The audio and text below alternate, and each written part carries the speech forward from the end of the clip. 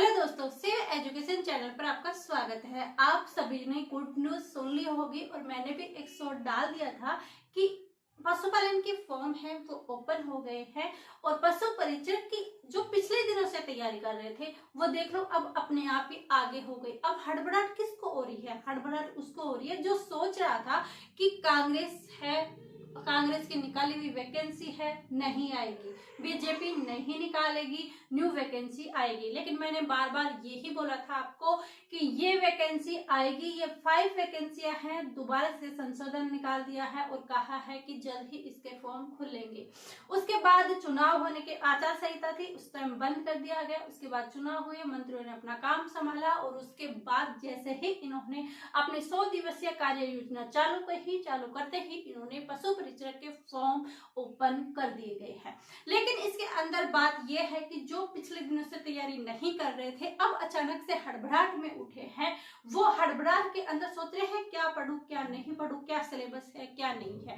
इसके अंदर सबसे आगे वही है जो जब पशु परिचर की न्यूज आ गई थी, अपडेट आ गई थी, उसी टाइम अपने आप को तैयार कर लिया था कि मुझे पशु परिचरक बनना है, एक पद मेरे लिए पक्का करना है। वो अपना सिलेबस कंटिन्यू कर रहे थे और उन्हें आज किसी भी बात की हड़बड़ाहट नहीं है। लेकिन हड़बड़ाहट आप क्यों करते हो? अभी भी अगर आप अच्छे से पूरे फोकस के साथ अपना टाइम बढ़ा के पढ़ते हो तो क्यों आप उनके बराबर नहीं आ सकते? जी बिल्कुल, अभी भी आ सकते हो। लेकिन अभी भी ये सोचो कि अभी एग्जाम डेट अनाउंस नहीं हुई, ये चीजें नहीं हुई, उसके बाद फॉर्म अप्लाई करूंगा तो फॉर्म अप्लाई भी हो जाएगा, एग्जाम भी आ जाएगी और रिजल्ट भी आ जाएगा, लेकिन सिलेक्शन नहीं होगा। सिलेक्शन होगा तो सिर्फ पढ़ने से, कंटिन्यूटी बनाने से और रेगुलर पढ़ाई करने से। तो इसी बीच हम इसी पशु परिचर के बारे में आज बात करने वाले हैं इस क्लास के अंदर। तो देखेंगे कि कैसे हम अपने सिलेबस को बनाएं, कैसे हम सिलेबस को पढ़ें, ये सब चीजें हम आज की क्लास में देखने वाले हैं। तो देखिए, जो पशु परिचर का सिलेबस है उसके अंदर क्या दिया गया है? राजस्थान का इतिहास है, क्या है? पशु परिचर सिलेबस। पशु परिचर का जो सिलेबस है उसके अंदर क्या है? इस पशु परिचर के अंदर अगर हम सिलेबस की बात करते हैं तो इसका जो सिलेबस क्या है वो राजस्थान का इतिहास है, भूगोल है, क्या है? इतिहास है, भूगोल है, कला संस्कृति, क्या है? कला संस्कृति है और सामान्य विज्ञान है, क्या है? सामान्य विज्ञान है और क्या है? गणित, क्या है इसके अंदर? गणित। तो देखिए, राजस्थान इतिहास है, भूगोल है, कला संस्कृति है, सामान्य विज्ञान है, गणित है और करंट अफेयर, क्या है? Current affair. सबसे मोटा तो यही होता है कि हम इस जो ये करंट अफेयर है इसको तैयार कैसे करें। आप अभी जो असिस्टेंट प्रोफेसर का पेपर हुआ था उसमें देख सकते हैं कि जो ज्योग्राफी पूछी गई थी उसके अंदर सबसे ज्यादा ज्योग्राफी के क्वेश्चन थे। तो ज्योग्राफी में अंदर जो क्वेश्चन आए थे वो अधिकतर क्वेश्चन करंट के साथ थे, अधिकतर चीजें करंट के साथ पूछी गई थी। तो करंट कैसे पढ़े? तो रेगुलर आप न्यूज अपडेट कर रहे, न्यूज आती है उसको देखते रहे, क्या अनाउंस हो रहा है, क्या न्यूज आ रही है, वो चीजें आप देख सकते हैं। इसके अलावा यूट्यूब पर काफी चैनल है जो राजस्थान करंट अफेयर करवाते हैं, तो आप राजस्थान करंट अफेयर उनसे रेगुलर पढ़िए। रेगुलर पढ़ने से क्या है कि आपको कौन सी चीज हो रही है उसके बारे में पता चलेगा, उसके बैक का भी पता चलेगा। जैसे कोई योजना अब आ रही है तो उस योजना के बारे में आपको पिछली भी चीजें पता होनी चाहिए कि ये इसकी शुरुआत कब हुई थी, स्टार्ट कब हुआ था, इसकी कैसी चलनी आई थी, किसके समय में क्या हुआ था, इसका ध्येय क्या था, इसका ध्येय वाक्य क्या था, इसकी थीम क्या रखी गई। ये सब क्वेश्चन आपको करंट अफेयर में पढ़ने हैं, जिससे क्या है कि आपको राजस्थान जीके के अंदर सामान्य जानकारियां हैं उसके अंदर दबाव नहीं पड़ेगा। इसके अंदर राजस्थान इतिहास, भूगोल, कला संस्कृति, सामान्य विज्ञान और करंट अफेयर और एक है पशुपालन का।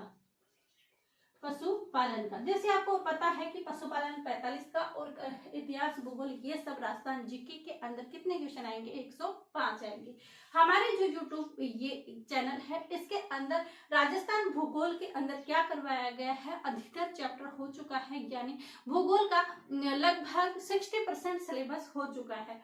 और राजस्थान इतिहास के बारे में राजवंश हो गए हैं और बिजोलिया जो किसान आंदोलन है वो चल रहा है, किसान आंदोलन भी जल्द ही कंप्लीट हो जाएगा। ऐसे ही करते करते, क्योंकि किसी ने मैसेज किया था कि क्या आप इस छोटे से चैनल के माध्यम से पूरा सिलेबस करवा सकते हो, मैंने पशुपालन की नहीं बोला, मैंने सिर्फ ये बोला है कि राजस्थान जो जीके है उसको मैं पूरा करवाने के प्रयास करूंगी। भूगोल 70% हो चुका है, इतिहास भी हो जाएगा, इसके बाद क्लास संस्कृति की क्लास से चालू कर दी जाएगी। अब देखते हैं कि हम अपना टाइम मैनेजमेंट कैसे करें।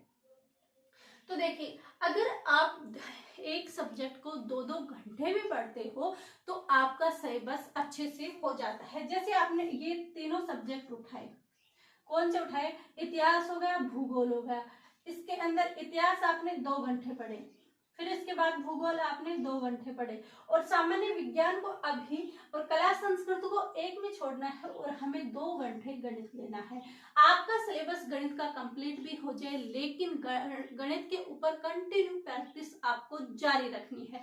इसको तो एग्जाम तक आपको बिल्कुल भी नहीं छोड़ना।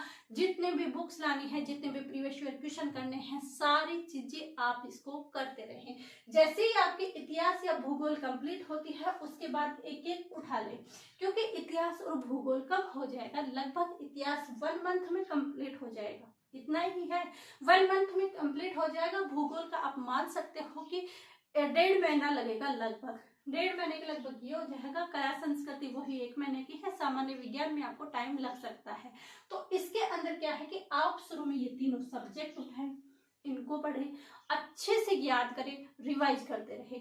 जैसे ही ये राजस्थान भूगोल और इतिहास हो जाए, नेक्स्ट सब्जेक्ट है।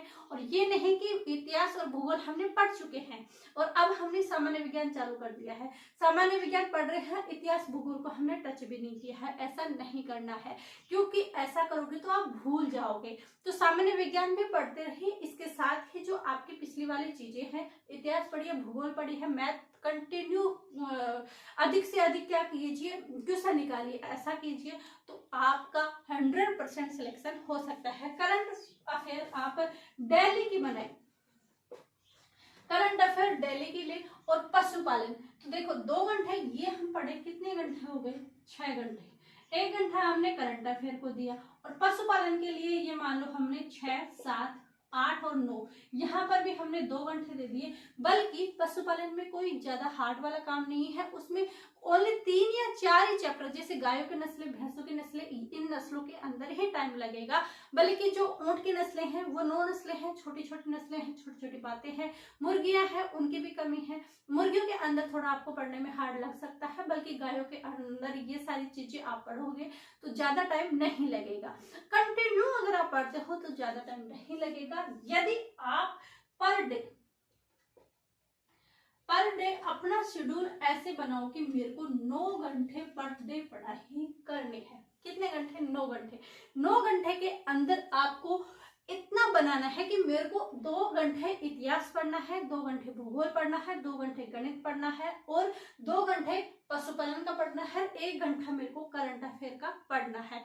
यदि आप अभी भी इस टाइम को लेकर चलते हो तो आपका 100% सिलेक्शन हो जाएगा। यदि आप सोच रहे हो कि मैंने अभी तक पढ़ाई नहीं की, मैं अभी ही अगर पढ़ने बैठा हूं, तो आप डायरेक्ट 9 घंटे बैठोगे ना तो आपको स्ट्रेंथ ज्यादा हो जाएगी, वजन ज्यादा हो जाएगा, जो पढ़ोगे वो आपको पढ़ने में नहीं आएगा। तो क्या करें, अगर आपकी सिटिंग पावर कम है तो आप इसमें से कम कीजिए और सिटिंग पावर को बढ़ाने की कोशिश कीजिए। आप इसके अंदर क्या कीजिए, कंटिन्यू 9 घंटे नहीं पढ़ पा रहे हैं तो आप क्या कीजिए कि 1-1 घंटा पढ़ के थोड़ी थोड़ी देर रेस्ट करके आप काम में यूज ले सकते हो। खासकर महिलाओं के लिए, कि महिलाओं का क्या होता है, काम भी नहीं हो पाता और वो पढ़ाई भी नहीं होती। तो महिलाओं के लिए मैं विशेष कहना चाहूंगी कि अगर आप वाकई में ही पशु परिचर्यक बनना चाहते हो तो आपको लाइब्रेरी ज्वाइन करनी चाहिए। अगर लाइब्रेरी के अंदर आप 10 से 5 बजे तक का भी टाइम देते हो तो ये टाइम आपके लिए ही बहुत रहेगा।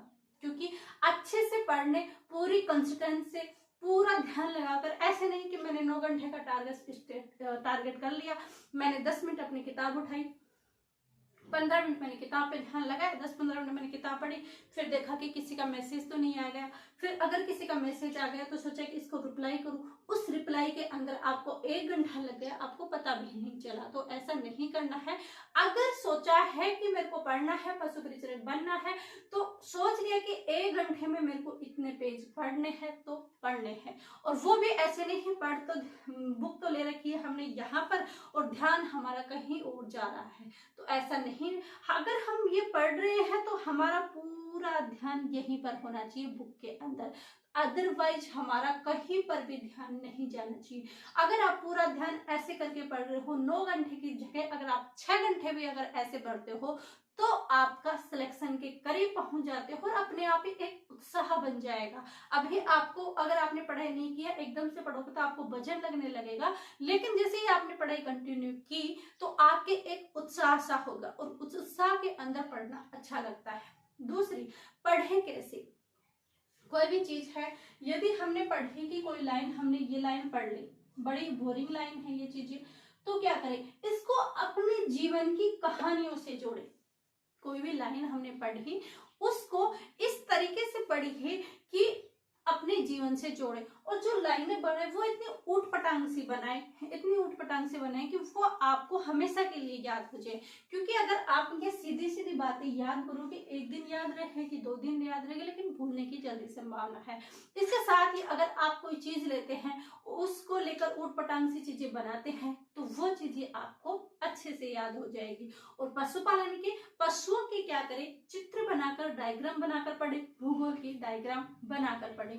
ऐसे क्या है कि आपके सिलेबस के कंटिन्यू पहुंच जाओगे। जैसे ही सिलेबस कंप्लीट हो जाए, उसके बाद आपको प्रीवियस ईयर की जो बुक आती है, बहुत सारी बुक मार्केट में अवेलेबल है, तो प्रीवियस ईयर क्वेश्चन की बुक निकालें, और उस बुक के अंदर ओनली आप क्वेश्चन के टिक नहीं करें, क्वेश्चन के टिक नहीं करें, बल्कि क्या करें, जो 4 ऑप्शन है, 5 ऑप्शन है, उनके भी क्या करें, उनके भी आंसर लिखें।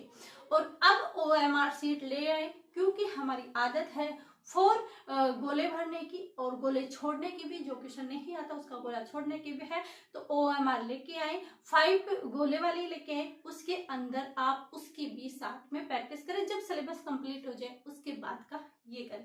आई होप आपकी समझ में आया होगा। ये कुछ बातें थी जो मैंने आपके साथ शेयर करी, आई होप आपको अच्छी भी लगी होंगी, और आप इनको अपने साथ लेकर अपने कुछ मार्गदर्शन भी कर पाई होंगी। आई होप आपको अच्छा लगा होगा। अच्छा लगा हो तो शेयर कीजिए, लाइक कीजिए एंड सब्सक्राइब कीजिए। आप सभी का धन्यवाद। Thank you.